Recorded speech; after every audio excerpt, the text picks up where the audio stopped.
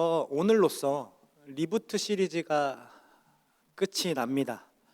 코로나로 인해 멈추었던 우리의 신앙에 대해서 좀 다시 재시동을 좀 걸어보자라는 의도를 가지고 우리가 그동안 생각해왔던 신앙의 개념들을 리부트하는 시간들을 가졌습니다. 특별히 이것을 사도행전을 통해 살펴보면서 성령 하나님이 어떤 분이신지를 알아갈 수 있었는데요. 우리와 함께 하시는 성령님이 어떤 분이십니까? 거듭나게 하시는 분, 죄를 자복하고 회개하게 하시고 우리의 믿음을 일으키시는 분이 바로 성령 하나님이십니다. 그리고 육신의 소욕을 따라 사는 자에게 성령을 따라 행하는 자도로 만들어 주시죠. 그렇게 성령을 따라 행하는 자들은 오직 예배 안에서 누구를 예배합니까? 예수 그리스도를 예배합니다. 그렇게 또 예배 안에서 말씀과 기도를 죽고 사는 문제로 여기며 그 안에 하나님의 말씀을 듣고자 하는 것을 또 깨닫게 하시는 영이 성령님이라는 것을 우리가 함께 나누었습니다. 또한 우리가 완전히 불완전한 존재인데도 불구하고 이 불완전한 우리 하나하나를 다 모으셔서 성령이 거하실 처소로 지어져가는 우리 교회로 만들어 주신다라는 것이 바로 성령님이 하시는 것이고요. 여러 가지 훈련들, 특히 말씀을 통해서 우리를 자라게 하시는 분도 결국 성령님이라는 것을 계속해서 여러 가지 개념을 통해 성령님의 하시는 일들을 통해 볼 수 있었습니다. 그렇다면 성령님이 왜 이러한 일들을 우리 안에서 일으키시고 행하실까요? 예수님께서 그 답을 미리 알려주셨어요. 바로 이렇게 살아가게 하기 위해서 성령님을 보내주시고 그에게 권능을 주시고 또 그와 함께하게 하셨거든요. 우리 같이 이 말씀을 한번 읽어볼까요? 함께 있습니다. 오직 성령이 너희에게 임하시면 너희가 권능을 받고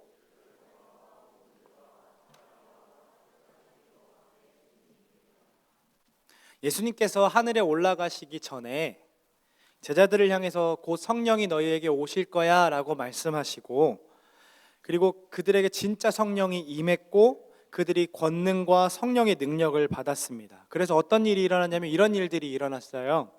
성령의 충만하심을 받아서 성령께서 그들의 입술을 통해 모여있는 모든 사람들의 각기 언어로 하나님의 큰 일을 전하는 것을 듣게 된다는 거죠.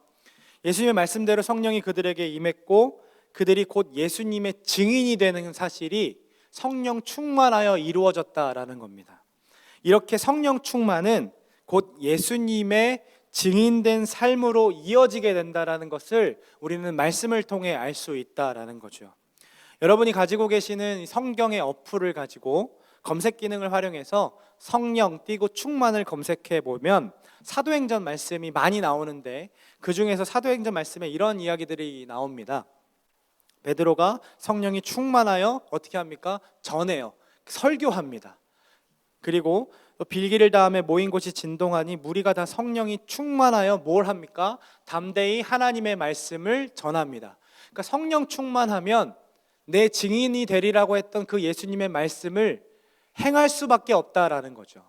증인으로 살 수밖에 없다라는 겁니다. 오늘 우리가 살펴보게 될 스데반이라는 인물도 이렇게 소개하고 있어요. 스데반을 처음 듣는 사람들도 있죠. 그래서 짧게 설명한다면 스데반은 집사님이에요. 이렇게만 설명하면 안 되니까 좀 더 길게 설명하면 사도들이 기도와 말씀에 전념할 수가 없어서 구제하는 일을 좀 힘쓰는 사람들 7명을 선택합니다. 성령이 충만한 사람들에게 인정받던 사람들을 선택하는데 그 중에 한 사람이 바로 스데반이었다라는 거죠. 6장 5절에 이렇게 나와 있어요. 온 무리가 이 말을 기뻐하여 믿음과 성령이 충만한 사람 누구? 스데반을 세운다라는 겁니다. 이 성령이 충만한 스데반은 집사 직분을 받고 여러 곳을 다니면서 놀라운 이적들을 행했습니다. 그가 지혜와 성령으로 말하며 어찌나 말을 잘하는지 누구도 그와 대단할 수가 없었어요. 그래서 그를 붙잡아서 거짓 증인들을 세워서 재판대에 세웁니다. 그런데 붙잡혀온 스데반의 얼굴을 보니까 이렇게 표현되고 있어요. 같이 한번 읽어볼까요? 시작. 공회 중에 앉은 사람들이 다 스데반을 주목해 보니 얼굴에서 엄청난 아우라가 느껴진다는 거죠. 여기서 우리는 성령 충만한 사람에 대한 특징을 볼 수 있는데, 첫 번째 성령 충만한 사람이 어떤 사람이라고 했습니까? 복음을 전할 수밖에 없는 사람이라고 했죠. 두 번째 모습이 어떤 겁니까? 피부가 좋습니까? 아니죠. 얼굴에서 빛이 났다라는 겁니다. 얼굴에서 빛이 났던 사람이 성경에 또 있어요. 누군지 아십니까, 여러분? 모세였어요. 모세가 시내산에서 하나님을 만나고 돌아왔을 때에 그의 얼굴에 광채가 나서 사람들이 그를 두려워했습니다. 그래서 수건을 가렸다라는 것이 출애굽기 34장 30절에 이렇게 나와 있습니다. 모세의 얼굴에 광채가 났던 이유는 그가 곧 하나님을 만나 배웠고 왔기 때문이라는 거죠. 그렇다면 지금 성령 충만한 이 스데반의 얼굴에서 빛이 나는 이유도 하나님이 그와 함께 계시고 있다는 것을 외적으로 나타내주고 있다는 거예요. 아까 성령 충만한 사람의 첫 번째가 무엇을 한다고 했습니까? 복음을 전할 수밖에 없는 사람으로 만들어진다고 했다면, 이제 스데반이 지금 천사와 같은 얼굴로 수많은 사람들 앞에서 복음을 전하기 시작합니다. 이 설교는 그의 인생에서의 첫 번째 설교였고 마지막 설교였습니다. 왜냐하면 설교를 하고 어떻게 됩니까? 바로 돌에 맞아 죽기 때문입니다. 그럼 도대체 무슨 설교를 했길래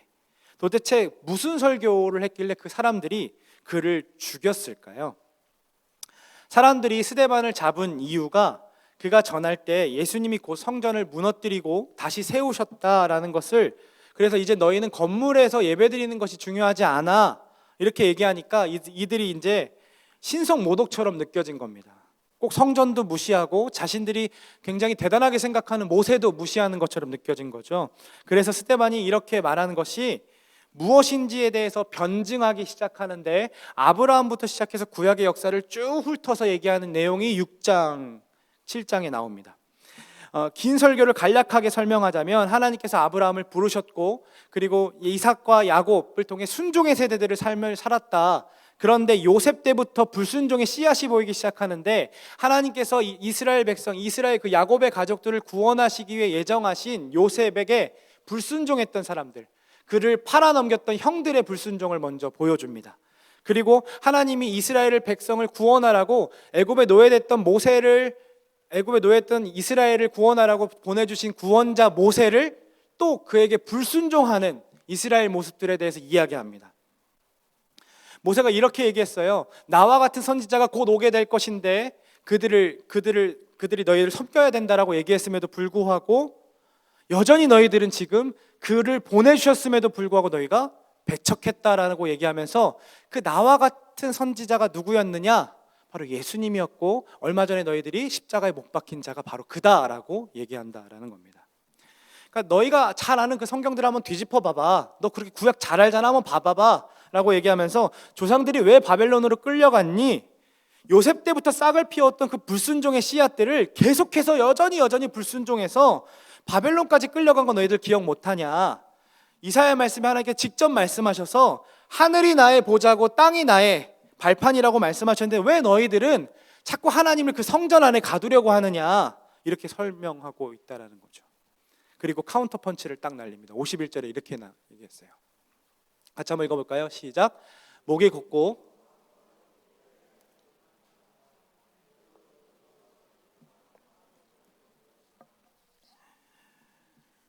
중요한 부위에 할례를 받으면 뭐하냐 이런 얘기 같지 않아요? 자기 잘난 줄 알고 목이 뻣뻣해서 마음으로도 귀로도 하나님 들으려고도 하지 않고 찾으려고도 하지 않는 이 사람들아, 너희도 내가 말한 조상들처럼 지금 구약의 역사 속에서 계속 하나님을 계속 불순종하고 하나님을 따르지 않는 그 사람들처럼 너희도 지금 항상 성령을 거역하고 있다라고 얘기합니다. 그리고 계속해서 이어서 이렇게 얘기해요. 너희 조상들이 선지자들 중에 누구를 박해하지 않았니? 맨날 하나님께서 보내주시면 그들 다 죽이지 않았느냐? 너희 조상들이 배척하고 무시하고 죽였다. 그런데 그들은 선지자를 죽였지만 너희는 하나님이 마지막으로 보내주신 그 의인, 그 메시아를 죽인 사람들이야 라고 얘기하는 겁니다. 굉장히 무서운 설교 아닙니까?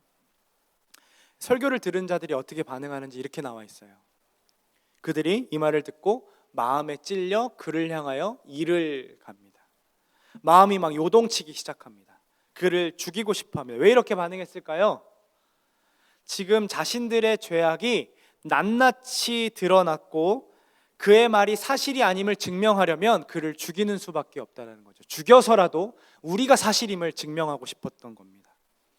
근데 그때에 이제 수많은 사람들이 그를 죽이려고 하고 있을 그때에 스데반이 성령 충만하여 하늘을 바라보니까 뭘 보기 시작합니까? 하나님의 영광과 그 우편에 서 계신 예수님을 보기 시작합니다. 하나님의 영광, 예수님이 하나님 우편에 서신 것을 보고 스데반이 이렇게 외쳐요. 자, 봐봐, 너희들이 말했던 그 메시아, 그 인자가 지금 저기 하늘 우편에 계시잖아. 하나님 우편에 서 계신다고 라고 소리치자 그들이 더 이상 참지 못하고 귀를 막으며 큰 소리를 지르고 일제히 달려들기 시작합니다. 그들이 거룩하다 여기는 성전에서 사람을 죽일 수 없으니까 성 밖으로 그를 끌어내서 그리고 돌로 던지며 그를 쳐 죽여요. 아주 잔인하게요. 지금 어떤 사람들이 이러한 행동을 했습니까? 무식한 사람들이었나요? 아니요. 그 당시 너무나도 성경을 잘 알던 사람들이었고 성경을 가르치던 사람들이었고 율법을 잘 지켜온 사람들이었습니다. 그러니까 우리가 말하는 엘리트 그룹이 지금 돌로 한 사람을 죽이고 있는 일을 한다라는 겁니다. 그렇게 스데반을 죽였습니다. 성령이 충만함으로 사람들에게 인정받았던 스데반은 집사가 된 지 얼마 되지 않아서 성령의 충만함으로 천사와 같은 얼굴로 복음을 전했고, 그렇게 성령이 충만하여 어떻게 됩니까? 하늘 보좌를 바라보면서 죽음을 두려워하지 않고 계속 선포하다가 결국 사람들에게 돌로 맞아 죽습니다. 그가 이렇게 전하면서 그 분위기를 느꼈을까요? 안 느꼈을까요? 느꼈겠죠. 이러다가 나 죽을 수도 있다라는 것도 느꼈을 거고 이게 듣기 싫어한다라는 것을 분명히 느꼈을 겁니다. 그런데 그는 더 자신 있게 자신이 보고 있는 것을 전합니다. 그래서 결국 어떻게 됩니까? 돌에 맞아 죽었다라는 거예요. 성령 충만하니까 죽음이 따라옵니다. 여러분, 이게 말이 됩니까? 성령께서 나와 함께 하셔서 너무 행복해서 내가 아는 복음을 전했을 뿐인데 사람들이 미워하고 욕하는 것이 따라온다는 거예요. 나는 내가 가진 이 기쁜 소식을 전할 수밖에 없어서 여러 방법을 통해서 전했는데 사람들이 이를 갈고 그를 죽이고 싶어 한다라는 거죠. 아니, 돌을 들고 자기들 무리로 이렇게 끌고 들어와서 이성을 잃어가며 돌을 던지는 모습이 이게 지금 말이 되는 일입니까? 그런데 성경은 이게 곧 성령 충만한 삶의 피할 수 없는 길이라고 설명하고 있습니다. 예수님의 제자, 성령이 너희에게 임하시면 너희가 권능을 받고 내 증인이 되리라는 그 삶, 그 증인의 삶의 결론이 곧 복음을 전하다 죽는 일이라는 겁니다. 좀 추우세요? 괜찮아요?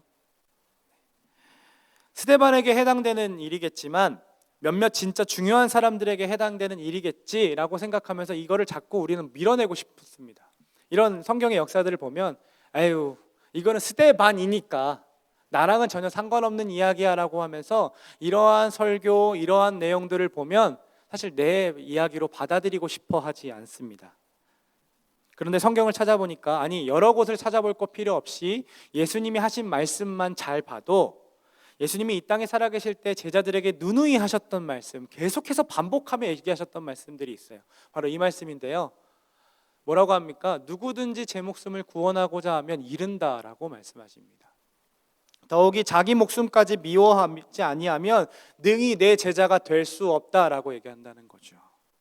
누구든지 자기 십자가를 지고 나를 따르지 아니하는 자는 능히 내 제자도 될 수 없다라는 거예요. 그러니까 제자는 목숨을 미워하는 게 당연한 거고 제자는 늘 자기 십자가를 지고 예수님을 따라가야 될 수밖에 없다라는 겁니다. 목숨보다 소중한 게 어디 있겠어요? 그런데 목숨을 구하고 살려고 애를 쓰면 오히려 죽는다고 얘기하십니다. 목숨을 잃고 목숨까지 미워하는 사람이 곧 예수님의 제자라고 말씀하신다는 거죠. 예수님의 증인으로 사는 이 삶은 곧 자기 십자가를 지는 삶인데 그 삶의 표지가 자기 목숨을 중요하게 생각하지 않는다라는 거예요. 왜 이렇게 목숨에 대해서 이렇게 말씀하셨을까요? 이전에 이렇게 계속 얘기하셨기 때문에 그래요. 같이 한번 볼까요? 세상이 너희를 미워한다라고 뿌리 박습니다. 왜냐하면 내가 너희를 세상에 내가 너희를 택하였기 때문에 세상이 너희를 미워할 수밖에 없어라고 얘기한다는 거죠. 그리고 나를 박해하였기 때문에 너희도 박해할 거야 라고 얘기합니다. 왜요? 예수님이 우리의 주인이시니까. 주인의 삶대로 따라가면 그를 박해할 수밖에 없다는 거예요. 너희는 곡하고 애통하는 삶이 이어질 거야. 근데 세상은 너희를 보면 기뻐할걸? 너희가 환난을 당할 거야. 그러나 담대해, 세상 내가 이겼어 라고 얘기하십니다. 너희를 환난에 내가 넘겨주게 될 거야, 세상의 사람들이. 그리고 너희를 죽이게 될 거야. 왜냐하면 너희가 내 이름 때문에 모든 민족에게 미움을 받게 될 거거든. 여러분 제자 되고 싶습니까?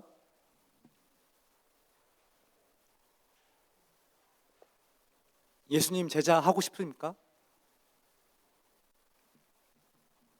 왜 제자의 삶에 목숨까지 미워해야 하는지 수 없는 말로 이렇게 설명하십니다.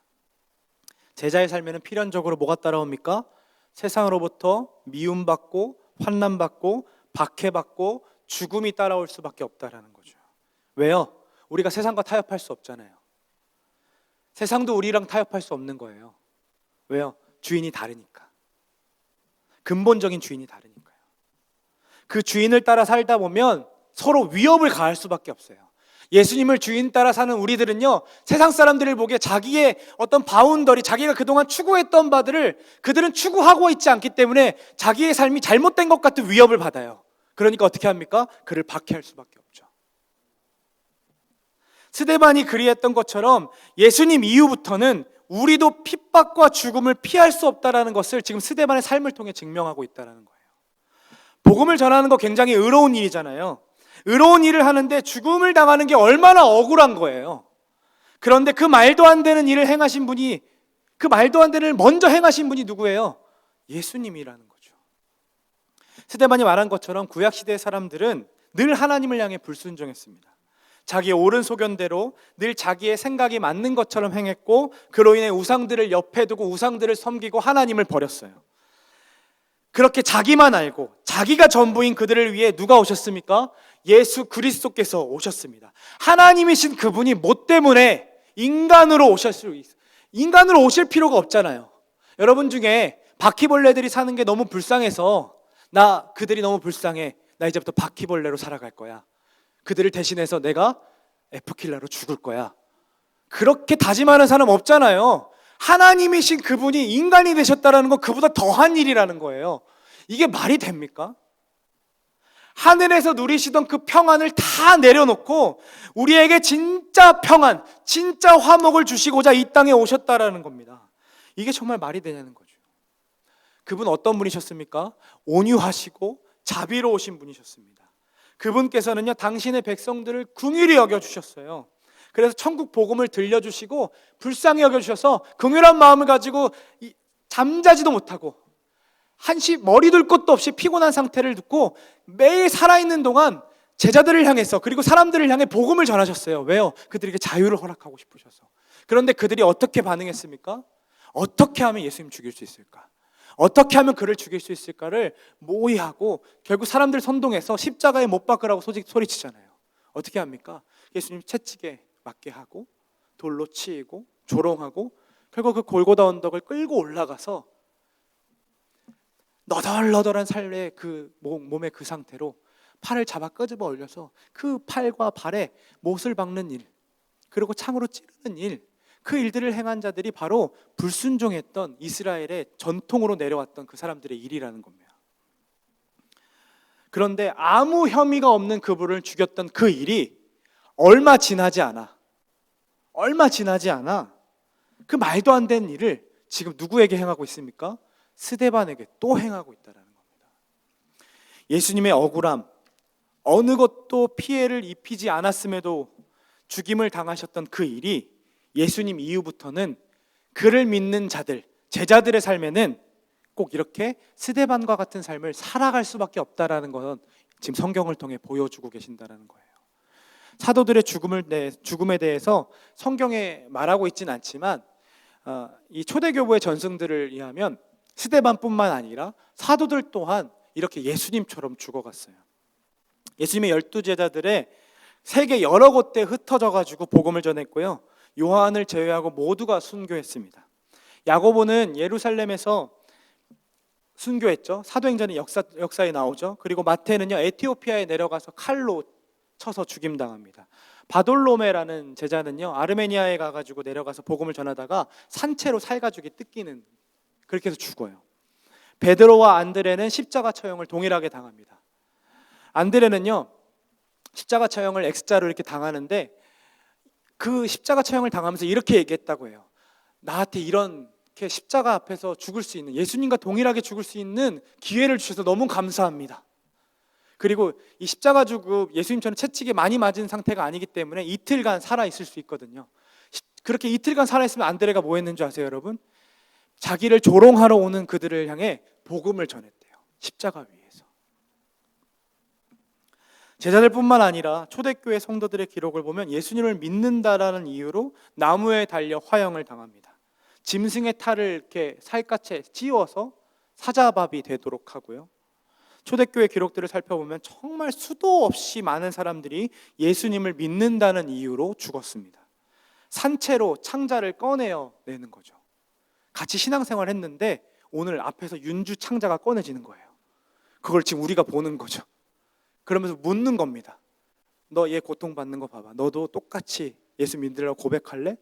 그런데 그 수 없는 그 사람들이 나도 동일하게 예수를 주인으로 고백합니다라고 그렇게 하면서 죽어갔던 일이 초대교회 성도들의 이야기라는 겁니다. 우리가 잘 아는 폴리캅이라는 교부도 한 번만, 너무 성자니까 너가 한 번만 예수님을 안 믿겠다라고, 그렇게 주인이라고 고백하지 않는다면 살려줄게라고 얘기합니다. 그런데 폴리캅이 이렇게 얘기하죠. 내가 80평생을 살면서 예수님이 나를 배신한 적이 한 번도 없으신데 어떻게 내가 배신할 수 있겠습니까? 죽이십시오 라고 얘기합니다. 그러니까 막 화를 내서 화형불을 막 태우니까 이렇게 얘기합니다. 당신은 지금 잠깐 사라질 그 불로 나를 죽이려고 하지만 당신은 곧 영원히 사라지지 않는 그 불에 당할 수도 있으니까, 지옥의 불에 떨어질 수 있으니 빨리 정신 차리라고 복음을 선포합니다. 그리고 그렇게 하나님을 찬송하며 죽어갔던 이야기들이 바로 초대교회 교부들과 성도들의 이야기예요. 대단한 사람들의 이야기일까요? 아니요, 우리와 동일했던 성도들의 이야기라는 겁니다. 전능자의 그늘이라는 책을 보면 짐 엘리엇이라는 사람이 나옵니다. 잘생겼죠? 저기서 이렇게 오른쪽에 키 작고 얼굴 하얗고 잘생긴 분이 짐 엘리엇이라는 선교사님이세요. 에콰도르의 아우카족이라는 그 살인 부족에 대한 이야기를 듣고 대학생활 내내 거기 가고 싶다, 나 거기 가야겠다 라는 마음을 먹기 시작합니다. 그리고 하나님께 이렇게 기도했대요. 하나님, 저를 좀 보내주세요. 저를 그 부족에게 보내주세요. 그리고 그에게 아내도 있었고 2살배기 아이도 있었고 뱃속에 아이도 있었습니다. 그런데 그는 4명의 친구들과 함께, 총 자기까지 4명의 친구들과 함께 경비행기를 타고 에콰도르로 떠납니다. 경비행기가 착륙하자마자 그들은 다시 돌아오지 못할 것을 알고 있었어요.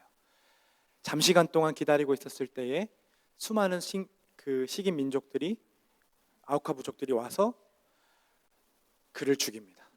그는 그렇게 죽어가면서도 뭐라고 얘기했냐면, 그 아우카 부족의 말로 나는 당신들의 진실한 친구입니다, 나는 당신들의 진실한 친구입니다 하고 죽어갔습니다. 이게 웬 낭비입니까? 26살 청년이, 아이도 있고 앞으로 창창한 청년이 뭐 한다고 거기까지 가서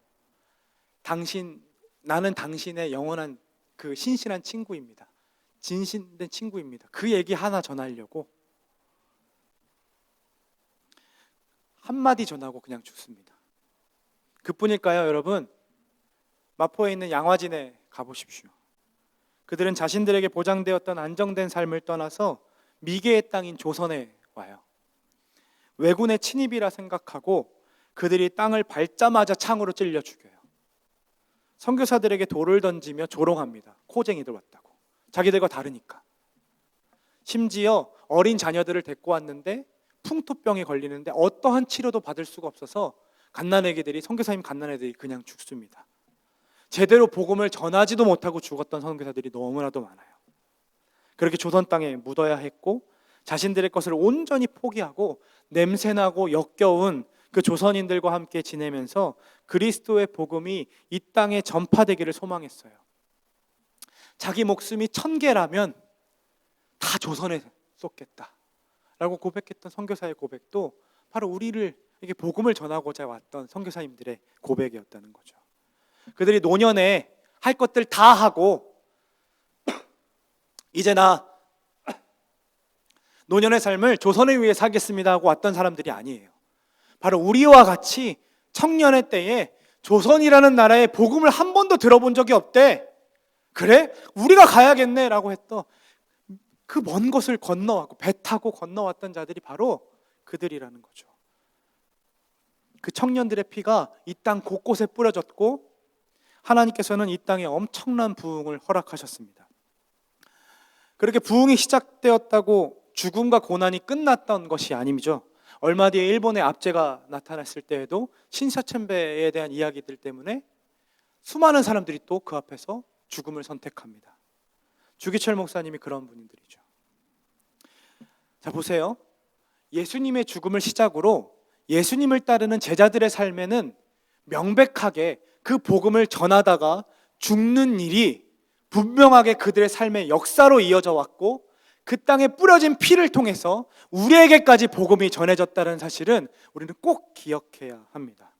오늘 우리는 리부트 시리즈 마지막 전도에 대한 이야기를 하고 있는데, 여러분, 전도가 무슨 말입니까? 전할 전자, 길 도자를 써서 길을 전한다라는 거 아닙니까? 누군가에게 복음을 전한다라는 것은 곧 예수님께서 그렇게 우리를 위해 하셨다라는 그것, 우리도 그분과 같이 십자가를 지어서 우리의 목숨을 내어서 생명을 살리는 일에 동참해야 되는 것이 바로 전도라는 것이죠. 전도에는 전하는 자의 죽음이 꼭 필요하다는 말이고 그 죽음을 통해 생명을 살려내신다라는 겁니다. 이 관점을 가지고 말씀을 보기 시작하니까요, 여러분, 이 말씀이 달리 해석돼요. 우리 같이 한번 이 말씀을 읽어볼까요? 좀 길지만 같이 한번 읽어보겠습니다. 시작. 그는 실로 우리의 질을 지고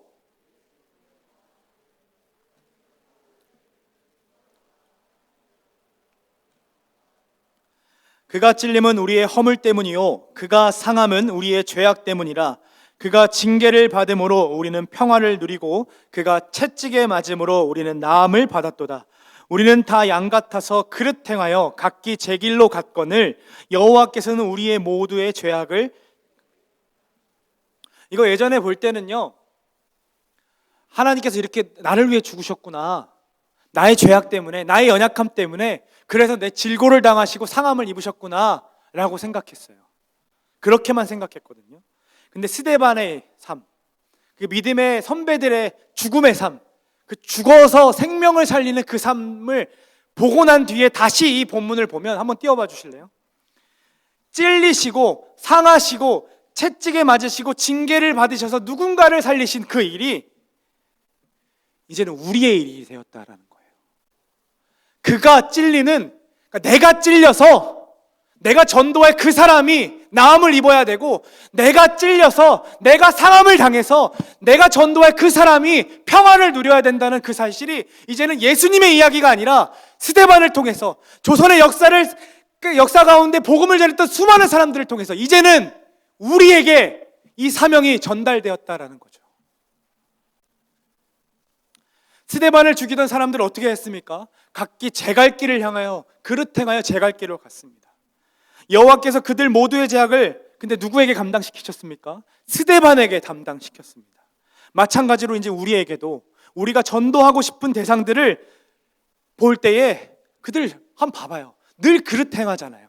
늘 자기만 알잖아요. 자기만 알고 우리의 말에 들으려고 하지 않잖아요. 우리를 조롱하고 들으려 하지 않고 심지어 이를 갈고 죽이고 싶어하는 게 바로 지금 우리가 살고 있는 시대잖아요. 근데 그들의 모두의 죄악을 누구에게 담당시키셨냐고요? 우리에게 담당시키셨다는 거예요. 우리가 예수님처럼 죽어야 하는 사명을 감당해야 된다는 거죠. 예수님께서 그렇게 우리에게 복음을 전하셨고 우리도 그렇게 복음을 전해야 한다라는 겁니다. 예수님을 주인으로 고백하고 예수님의 제자라는 그 정체성을 가진 사람들은 이 죽음, 이 죽음을 통해서 생명을 살리는 이 길을 피할 수 없다라는 겁니다. 그분처럼 십자가 앞에 자신의 목숨을 내던지고 생명을 살리는 전도의 사명이라는 거예요. 1년간 우리 코로나로 인해서 얼마나 많은 상처와 많은 타격을 받았습니까? 우리의 마음이 계속 위축되었어요. 일평생 이렇게 건강에 대해서 생각해 본 적이 없는 것 같아요. 이전까지는 몸 진짜 막 쓰면서 살았는데 이제는 마스크 안 챙기면 다시 집으로 돌아가는 귀찮음을 해야 되잖아요. 이렇게까지 건강을 챙겼던 적이 있었을까? 내가 평생 살면서 이 생각이 막 들더라고요. 우리의 행동과 모든 것들은 더 조심스러워졌고요. 심지어 기독교를 향한 적대심은요 더 날로 더해져 갔어요. 그로 인해 교회를 다니는 것이 이제는 죄악시 여겨지는 시대가 되었습니다. 코로나 확진자는 늘어가는데 여전히 오프라인 예배를 고집하고 이렇게 예배에 나오는 것 자체가 야만적이고 이기적이고 비상식적인 사람들이라고 우리에게 손가락질하고 이를 갈고 그렇게 우리를 죽이려 합니다. 근데 그런 사람들 주변에서 이야기를 듣다 보니 우리 자체적으로도 우리도 계속 위축해지어 가고 우리의 시각은 하나님이 아니라 자꾸 우리의 안위, 우리의 건강, 우리 자신에게만 몰린다라는 거예요. 그래서 우리도 모르게 십자가 복음을 따르는 이 야성이라는 것을 다 잃어버리고 이렇게 예배하는 목적이 한 주 하나님의 거룩한 백성으로 잘 살게 하기 위한 것. 왜 예배하고 왜 성경 봅니까? 라고 물어보면 죄에 넘어지지 않으려고요. 묵상 열심히 함으로 그리스도인답게 살고 싶어서요 라고 얘기하면서 반응하는 것까지만 그쳐진다라는 거죠. 물론 이게 나쁘다는 말이 아닙니다. 저도 그것만을 목적으로 설교해왔고 그것만을 목적으로 말씀을 보고 가르쳐 왔던 것 같아요. 그런데 처음 본문을 이렇게 다시 보면 51절이 눈에 팍 들어오는데요. 이렇게 얘기하거든요. 너희도 너희 조상과 같이 항상 성령을 거스르는도다. 그러면서 그들과 비교하면서 우리 마음에 어떤 마음이 드냐면 그래, 항상 성령을 거하는 사람들보다는 우리의 삶이 낫지. 묵상도 하고 제자반, 사역반, 성장반도 하고 리더 신청도 하고 여러 가지 것들을 감당하는 그래, 난 그들보다는 낫지. 난 성령을 거스르는 사람은 아니야 라고 생각하면서 자꾸 나를 합리화시키는 제 모습을 발견했습니다.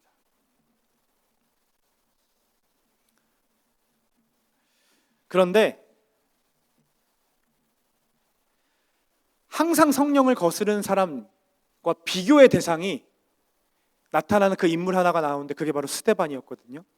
스데반과 나 자신을 비교하기 시작하니까 나는 그리스도인이라고 말할 수가 없는 거예요. 어디서나 죽고 싶어 하지 않죠. 공동체 안에서 죽으려 하지 않습니다. 내 시간 내려고 하지 않고요. 내 이익에 대한 손해 보고 싶어 하지 않고요. 내 것, 내 건강, 조금만 더 내 것, 내 사람 다 내 것만 챙기려고 한다는 거죠. 십자가 지고 싶어 하지 않아요. 도대체 나는 무엇 때문에 신앙생활을 하고 있을까?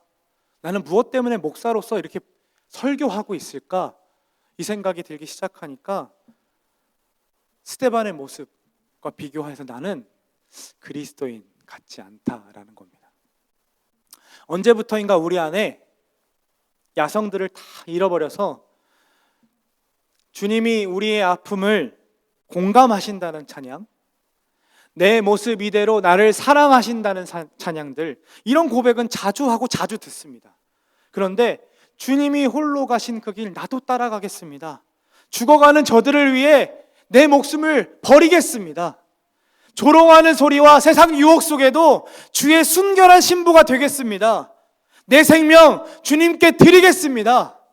이런 고백하는 찬양들은 옛날 찬양들, 그렇게 치부해버리면서 듣고 싶어 하지 않는다라는 거예요. 고백하고 싶어 하지 않아요. 왜요? 부담되니까요.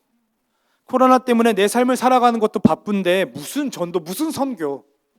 내 삶이 지금 위태롭게 생겼는데 확진자가 내 주변에 막 득실득실 하는데 복음을 전해도 나중에 해야지. 코로나 끝나면 해야지. 무슨 복음이고 무슨 프로포즈야. 말도 안 되는 소리라고 하면서 내 안에 합리화시키면서 예수님이 지고 가라고 계신 이 십자가를 잠시만요, 예수님, 코로나 끝나고 질게요. 이렇게 고백하고 그러면서도 그래도 나 주님 사랑합니다 라고 고백하는 제 모습이 보인다라는 겁니다. 설교를 준비하면서 내 삶에 왜 전도가 안 될까? 내 삶에 왜 죽어짐을 실천하지 못할까를 생각해 봤어요. 누군가를 데려오는 게 전도라고 생각했기 때문에 전도가 안 된다라고 결론이 내더라고요. 앞에서 말한 것처럼 전도는 그런 게 아니잖아요. 여러분들이 누군가 데려와야만이 전도가 아닌 거잖아요. 그죠? 예수님을 따르는 그 길을 전하기만 하는 것이 전도인 건데 우리는 자꾸 데려와야 한다라는 부담감 때문에 복음을 다이렉트로 전하기보다는 어떻게 이를 꼬셔서 이 자리에 데려올 수 있을까? 기프트콘 보내고 뭐하고 자꾸 이런 전략들을 세운다라는 거죠. 그런 전도 전략에 따르면 스데반의 이 전도는 굉장히 실패한 것 아닙니까, 여러분? 베드로는 설교했을 때 수백 명이 돌아섰잖아요. 하나님 믿겠다고 고백하고요. 그런데 스데반은요, 설교를 하니까 수많은 사람들이 그를 죽였고요. 심지어 그 뒤에 8장부터 보면 오히려 박해가 더 심해지고 교회가 흩어지기 시작해요. 우리는 어떻게 지금 스데반 같은 사람이 있다고 생각해 본다면 우리는 바로 이렇게 얘기할걸요. 무모하게 전도해가지고 눈치도 없지. 자기를 죽이려고 막 득실득실해 좀 말 좀 가려서 하지. 뭐 한다고 복음을 그렇게까지 전해가지고 사람들에게 돌을 맞고 교회에게 핍박을 당하게 만들고 도대체 그는 뭐 때문에 그렇게 했을까 하면 오히려 스데반을 욕하지 않았을까요? 그런데 성경은요, 그를 예수를 따라가는 제자로 본다라는 거예요. 예수가 자신의 목숨을 십자가에 내던짐으로 생명을 살려주셨듯이 스데반도 자신의 목숨을 내어드려 생명을 살린 자로, 최초의 순교자로 성경이 인정하고 있다라는 겁니다. 오늘 본문을 보시면 진짜로 그는 예수님처럼 죽어갑니다. 돌 던짐을 당하는 와중에 그가 기도하는데 이렇게 기도하죠. 같이 한번 읽어볼까요? 함께 있습니다. 시작. 무릎을 꿇고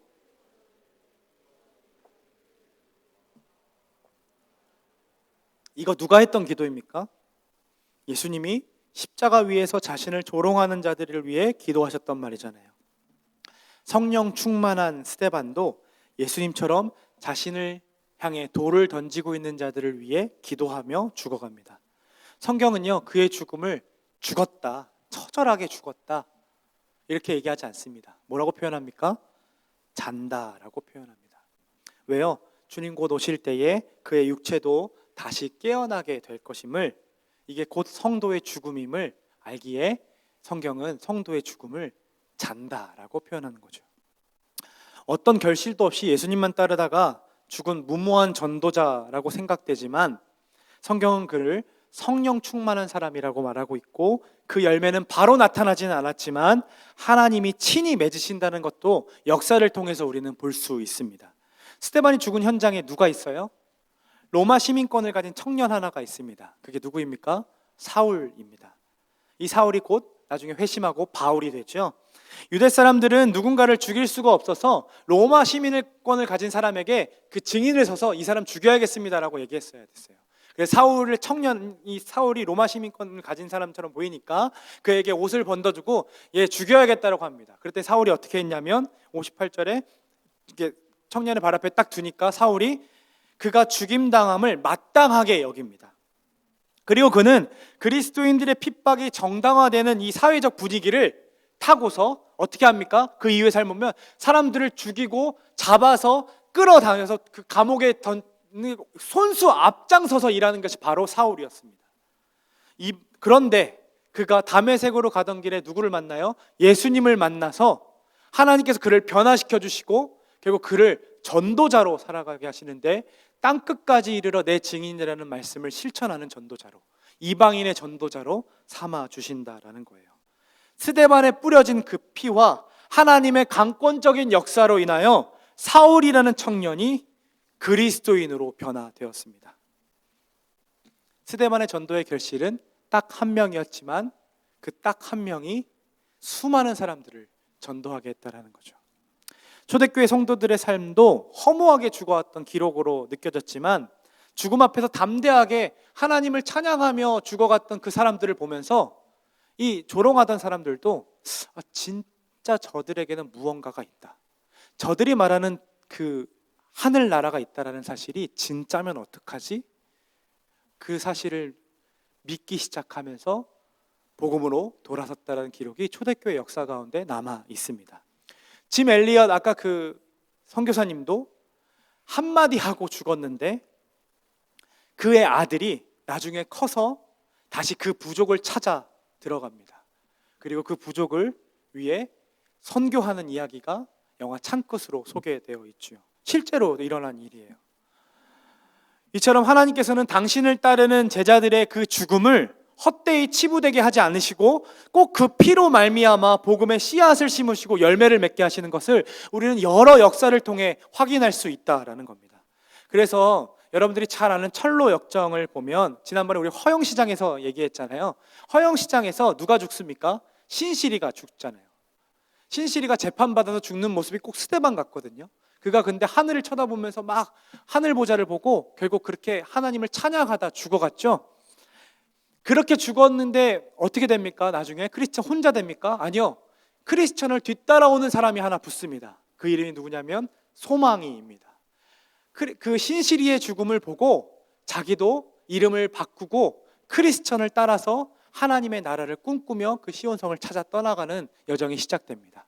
그리고 철로역전 2부의 이야기가 이 크리스천이 편지하여서 그의 아내와 아들, 그 자녀들이 크리스티아나라는 사람인데 그 사람이 다시 그 여정을 똑같이 가는 길이 철로역전 2부의 책으로 나와 있거든요.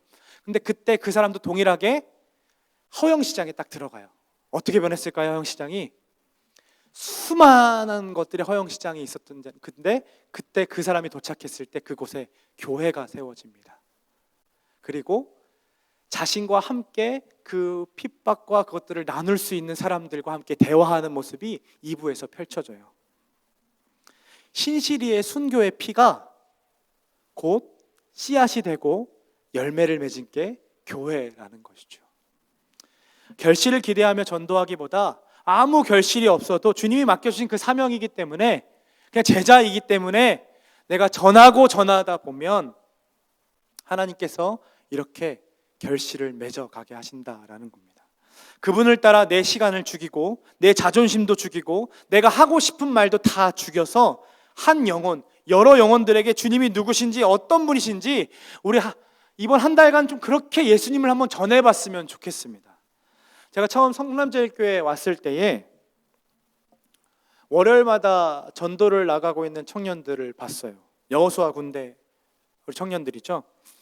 우리 청년들이 그 추운 겨울에도 피켓을 들고 예수님이 소망이십니다라고 외치며 자기들이 피켓을 만들어서 저 거리에서 그냥 그렇게 지나가는 사람들마다 하나하나 외치고 있는 거죠. 미안해요. 처음에 이거를 보면서 도대체 무슨 의미가 있을까? 너무 소모적이지 않는가? 직접 무언가를 사들고 전도하고 관계 안에서 전도할 수 있는 방법은 없을까? 이런 고민들을 했었어요. 그런데 아니더라고요. 그게 분명한 의미가 있었죠.